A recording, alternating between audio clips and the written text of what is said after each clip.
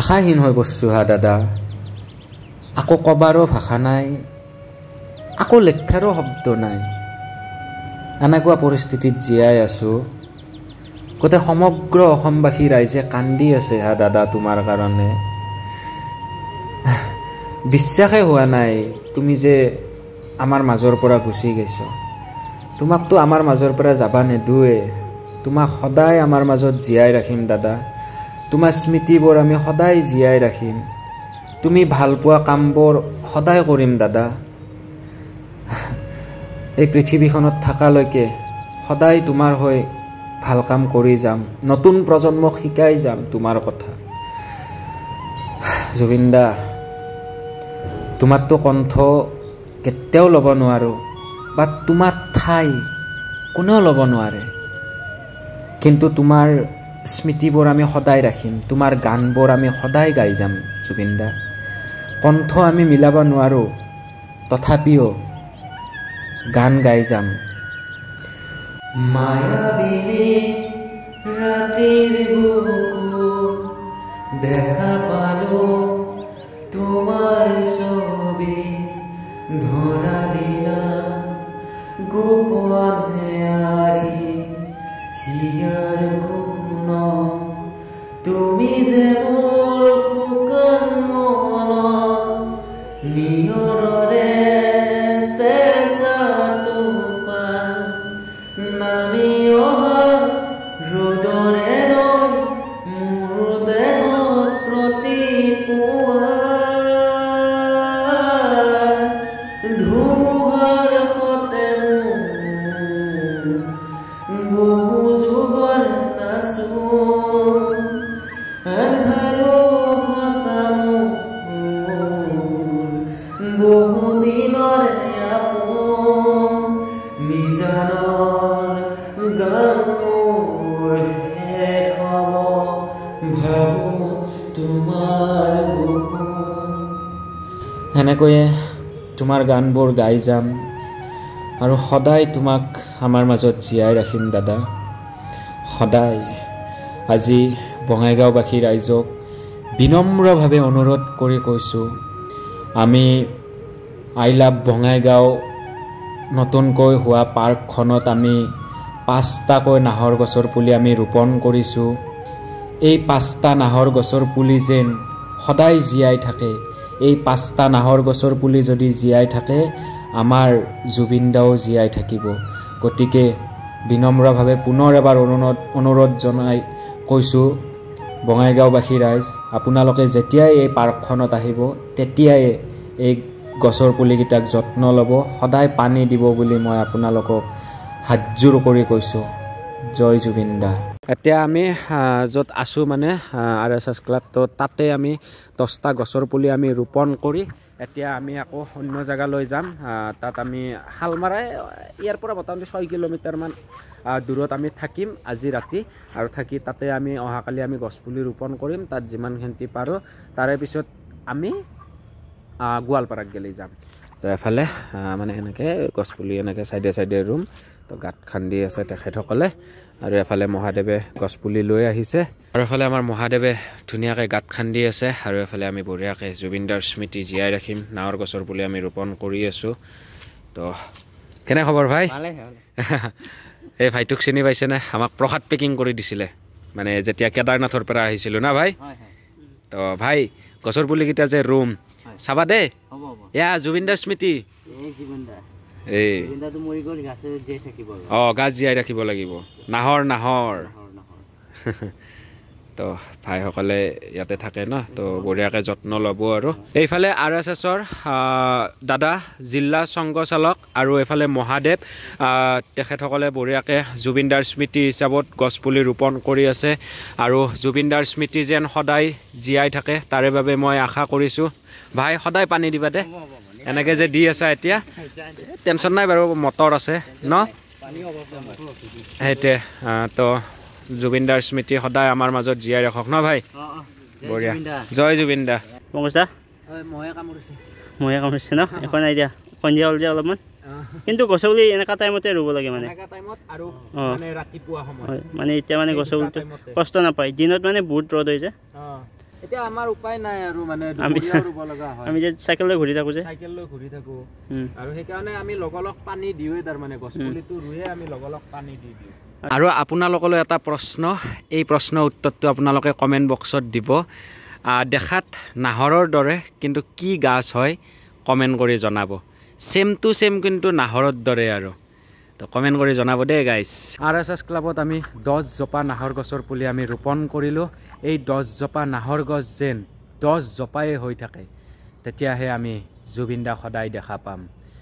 থাকিব কাৰণ পৰিৱেশ খুবেই বেছি ভাল চাব পাৰে গৰু ছাগল সোমাব নোৱাৰে বাউণ্ডাৰী আছে তাৰ লগতে গেট দুখন দেখাই পাইছে আপোনালোকে গেট মানে নন ষ্টপ মানে মাৰাই থাকে তো জীয়াই থাকিব তো এতিয়া আৰু আমি বেছি দেৰি নকৰি আমি মানে য'ত থাকিম আজি ৰাতি মানে ইচ্ছা কৰিলেতো RSS এতিয়াও আমি ইয়াতেই থাকিব বাৰু যিমান দিন থাকোঁ টেনশ্যনে নাই হয়নে ভাই এবাকে হা আকৌ এবাৰ নেক্সট মানে আকৌ লগ পাম ন নিশ্চয় নিশ্চয় নিশ্চয় সব লগ পাব গছৰ পুলি কেতিয়া চাবা দেই টেনশ্যন ল'ব নালাগে মই আছোঁ না মোৰ লগত জুবিন দা আছে গাছত দায়িত্ব মোৰ বঢ়িয়া বঢ়িয়া তো এতিয়া আমি আৰু বেছি দেৰি নকৰি আমি মানে দাদা একজনে মাতিছে তো তেখেতৰ তাতে আমি থাকিব লাগিব আজি তেখেতে কিবা কি ক'ত থকা দে জেগা মই নাজানো গেলেহে গম পাম বেডিং সেডিং লং আৰু আমি बेडिंग बेडिंग बेडिंग ये क्या है ये एक्सटेंशन बोर्ड है इसको पकड़ के इसको लेके एक तरीका है लगा दे डांगी डोरी आमी লৈ আহিলো আৰু ইয়াতে কবাত দিব লাগিব সাইকেলত উঠাই কেনে ये क्या है ये तो क्या है टेंट है ये महादेव का साइकिल में जाएगा और ये सिन भी नहीं मरा है ये बैग में पकड़ के इसमें लगा दो हो जाएगा चलो महादेव क्या हुआ इधर क्या बना था वीडियो क्या वीडियो है मैं आसामीज बोल नहीं सकता है बाय बाय भाई আৰু আকাশ দাক একবাৰ মাত দি যাওঁ তাৰ মানে কথাটো হ'ল কি আকাশ দাই আজি গোটাই দিনটো আমাক মানে লাগি দিছি আৰু বাই বাই আকৌ নেক্সট লগ পাম লাইচ কৰি কিনে পলালাক নাকি বঢ়িয়া বঢ়িয়া বাকী ভাইসকল কেনে এই দাঁতৰ কথাটো কোৱাচোন একবাৰ যে তুমি কৈছিলা যোৱা বছৰ ভিডিঅ' একো নাই আমি শিখৰৰ মানুহ নাই কি শিখৰ লাভাৰ না বঢ়িয়া বঢ়িয়া কেনে ভাল না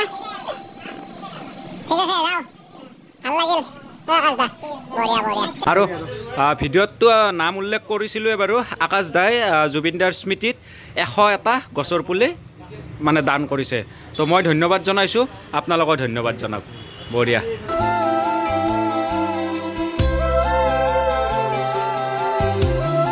আৰু আমি আহি পালোঁ থকা জেগা কেতিয়াবাই পাইছোঁ বাৰু এতিয়া বৰ্তমান এইফালে চাব পাৰে হোটেল CK ভাৰ্চেছ ৰেষ্টুৰেণ্ট আৰু ইয়াতে আজি আমি ৰাতি থাকিম আৰু ইয়াৰে MD ছাৰ তেখেতে আমাক বঢ়িয়াকৈ থকা জেগা একদম সুবিধা কৰাই দিছে বহুত বেছি ধন্যবাদ দাদা আৰু এফালে আমাৰ অৰ্ণাৰৰ ল'ৰা তো গতিকে ধন্যবাদ ইমানখিনি আমাক সহায় কৰি দিয়াৰ বাবে আৰু এইফালে দাদা আছে অৰ্ণাৰ দা বহুত বেছি ধন্যবাদ আপোনালোকক থ্যাংক ইউ ভাল লাগিল আপোনাৰ এই মানে পদক্ষেপটো মানে আৰু ইয়ং ল'ৰা ইমান ধুনীয়া লাগিছে ভাবিলে ভাল লাগে আৰু ধন্যবাদ আমাক থকা জেগা সুবিধা কৰি দিয়াৰ বাবে বা অল এভৰি গোটেইখিনি আমাক দি দিছে একদম মনৰ পৰা ধন্যবাদ জনাইছোঁ আৰু লগতে এইফালে আমাৰ দাদা গুৱাহাটীৰ হয় পবিত্ৰ দা মানে ঘৰ কদমতলত ন ঘৰ কদমতলত তো তেখেতে বহুত আগৰ পৰাই ভিডিঅ' চাই থকা বুলি কৈছে তো বহুত বেছি ধন্যবাদ আজি মানে তেখেতে প্ৰেছৰ এখন গাড়ী তো ইয়াতে থাকে নেকি আপুনি আজি ইয়াতে থাকিব মানে জাগাই জাগা ক'ৰবাত থাকিব লাগে আৰু নাই এখানে হোটেল আমাৰ আহা তাৰমানে এই ইয়াতে থাকে তাৰমানে প্ৰতিদিনত তাৰমানে পাৰ্মানেণ্ট এইখন হোটেলত তাৰমানে CK হোটেল সেইটো ক'লোঁ আৰু লগতে এইফালে 1000 টকা এটা দিছে 25টা গছৰ পুলি জুবিন দাৰ স্মৃতিত দান কৰিছে পবিত্ৰ ডেকা একে ডেকা মানুহ তো তেখেতক বহুত বেছি ধন্যবাদ জনাইছোঁ এনেকৈ জুবিন দাৰ স্মৃতি সদায় জীয়াই ৰাখক আৰু আপুনি ঘৰতো ৰুব নাহৰ গছৰ পুলি ৰুইছে ন বঢ়িয়া বঢ়িয়া আৰু এইটো ৰুম চাব পাৰে তো সুন্দৰ ৰুম আৰু এই ৰুমটোতে আমি আছোঁ আৰু বাকী চাহ খাই আছোঁ মই বাৰু বঢ়িয়াকৈ একদম গাখীৰ দিয়া চাহ আৰু গুড ডে বিস্কুট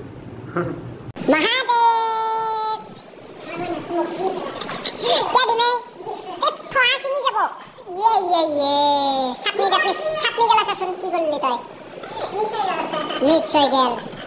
শালা কি কি আনছি জানা তাতে ভৰিত ঠেং আছে ভৰিত ঠেং আছে মানে মুৰ্গীৰ ঠেং চা কি কি আছে ইয়াতে মুৰ্গীৰ ঠেং তাৰে পিছত এইটো চিকেন পকৰা আৰু এইটো ৰোল আছে ৰোলটো কেনে আনজানা মই জীৱনত প্ৰথম মই বিচাৰ এটা গালি পাৰব দে এইটো না চিকেন ৰোল খুলচোন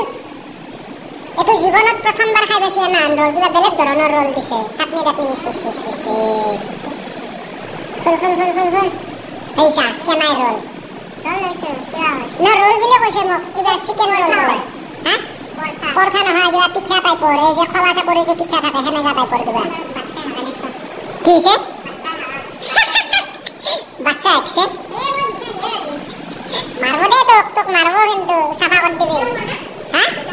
মার খাই মরবি ফরিদ ঠ্যাং